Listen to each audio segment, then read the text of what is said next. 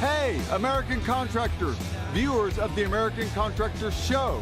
I'm here with John Dye at Win the Storm, and I have to tell you, anyone that is associated with American Contractor Show, you are a badass. Big shout out to American Contractor Show. If you don't know, you definitely need to check out the Storm Summit. They're doing it in excellence. Check them out.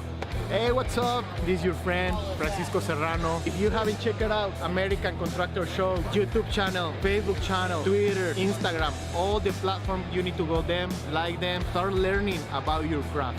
Hey, I'm Matt Danskin with Restoration Referral System. Check out the American Contractor Show. The truck that they've got is awesome. Everything else that they have going on.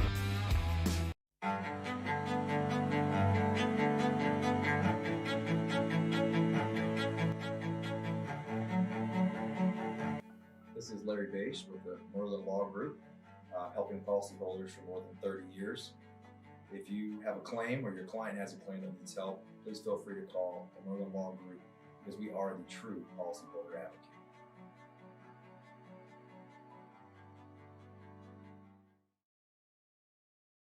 C3 was eager to help us, and even whenever we weren't giving them work, they were still eager to give advice. The things that they were putting out for the pertaining from DMO to RFG and giving that to the industry and not charging anything for it, I thought was really cool. And that's stuff that I, as a contractor, appreciate. I'd recommend C3 to any contractor that's looking for a PA, especially if you're around Colorado. Great guys, man. I'm nothing but happy with the work they've done for us.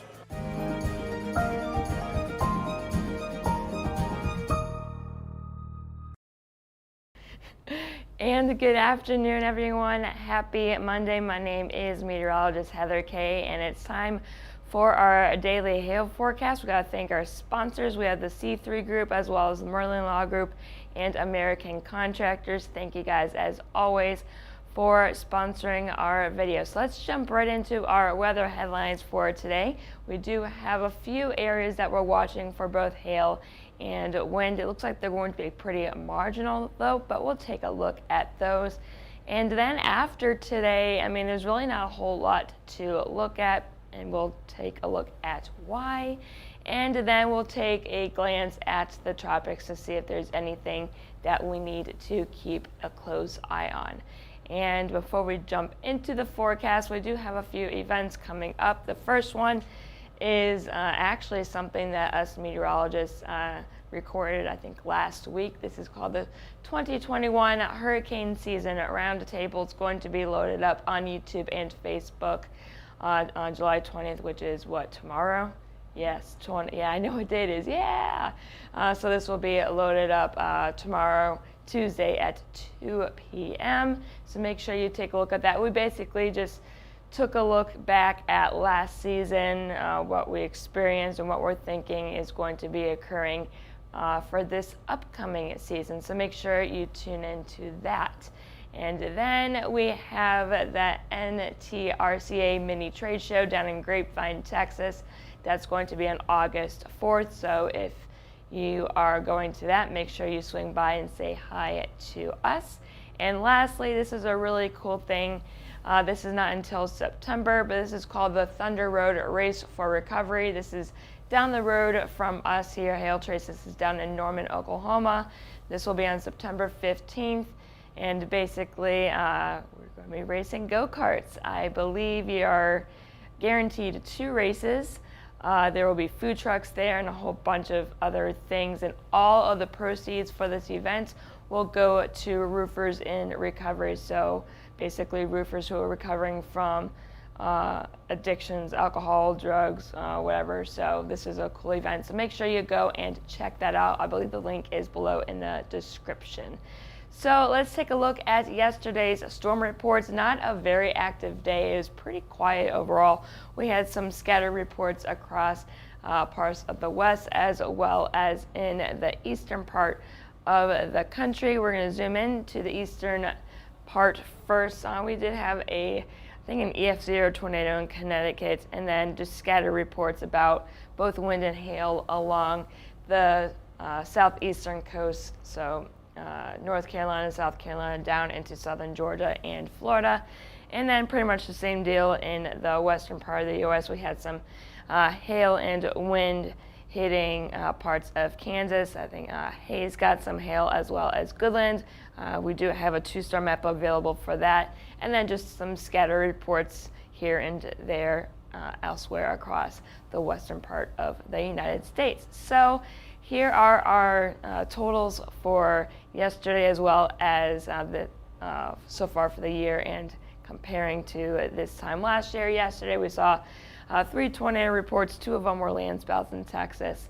And then we had 21 large hail reports and 36 high wind reports. And so far this year, we've had 712 tornado reports, a little over 4,000 large hail reports, and a few over 10,000 high wind reports. And comparing to this time last year, we've been saying for weeks now, we are still very much behind what we saw this time last year. We saw 1,042 tornado reports as of this time in 2020, a little over 5,600 large hail reports, and a little over 15,000 high wind reports. And I don't think we're going to catch up unless we have a big event or two. So let's take a look at our current conditions across the United States. You can see the middle of the country is very dry, very sunny, not really any cloud cover to really mention. I believe high pressure is in control right now, but we do have some activity near the Canadian-U.S. border. We do have a warning out for parts of North Dakota. That's just a severe thunderstorm warning. And then we have a weakening line of showers and storms moving on down south in the northern part of Minnesota. And then we have this trailing cold front producing some more shower and thunderstorm activity right now. Nothing severe at this time for this activity. So we're going to zoom into both of these areas. We'll go to the north first. You can see we have this weakening line of showers and storms moving on down south. Nothing is warned at this time for this part, but you can see this is a severe thunderstorm warning out for parts of North Dakota. Looks like it's mostly going to be wind, although we have to take a look at this and I don't think there's any severe hail being produced at this time. I think it's mostly wind, but I could be wrong because I haven't been taking a look at that because I've been putting this together, you guys. So here is this other area that we'll be watching for this afternoon and evening. Trailing cold front producing some showers and storms. Dallas, you should be in the clear. Houston will be watching later on this afternoon though. So taking a look at our temperatures, pretty comfortable for most of us, although it's a little bit steamy down Miami. You're at 89. Houston, you're at 92. Rain cooled, 78 in Dallas, 82 in Kansas City, and pretty much, a little bit warmer in Denver. You're at 87, and a lot cooler along the western coast. The dew points are extremely sticky, especially in the southern part of the United States. You have a 71-degree dew point in Atlanta, 74 in Miami. It's typical, it's Florida. The humidity is always really high in Florida. 75-degree dew point in New Orleans, and a 72-degree dew point in Dallas. So pretty uncomfortable in the eastern part of the U.S., especially as you get towards the Gulf Coast. So here is our look at our future radar. This is one particular model, one run. You guys know how it goes by now, hopefully. So this is by right now. You can see those showers and storms will continue to move on to the south, and then within the next few hours those will dissipate really. And then we'll be quiet for most of the evening. And then as we get into the overnight though, we could see some more thunderstorm develop along the Canadian-U.S. border, and those will move on to the south. So we have to keep an eye on those for any severe weather potential. And looking at our southern risk, just like what we just saw in the current conditions, we do have that line of showers and storms. Those will continue to move on to the south-southeast as we get into the afternoon, and more summer-like showers and storms will develop along and ahead of that front. We got to keep an eye on Houston around 6 or 7 p.m. I think it's going to be mostly a wind threat and then marginal wind elsewhere. It's not looking too great in terms of widespread activity. It's going to be pretty marginal, but we can't rule out a few severe storms in that area. So here's our hail forecast for today. We just have that one area up in the northern plains. Fargo, you're pretty much the only city that is really in a high population that's still in that risk right now. I think up to $0.5 size hail is possible there with the strongest storms that are moving on through, and that's really going to be within the next 2 or 3 hours, and after that it should be pretty quiet unless something decides to develop overnight like I just said, but even that looks pretty marginal. And then in terms of wind, not a whole lot going on either. We just have a few small areas that we're looking at. Same area as the hail we'll be watching. Fargo, up to 60-mile-per-hour gusts are possible within the next 2 to 3 hours, same deal. And then along that front down south in parts of Texas and into Louisiana. So Houston and Alexandria, you guys could see up to 60-mile-per-hour gusts with those strongest storms that move through your region today. And so after today, I mean, it's going to be pretty quiet. Today looks pretty quiet, but the next few days look quiet as well, and that's because I mentioned this last week, the jet stream is still very far to our north, way up into Canada, and it's going to be warming up once again in the western part of the country. And getting into the next few days, you can see, I mean, there's a little bit of a dip in the jet stream in the very northeastern part of the U.S., but no severe weather is really expected at this time.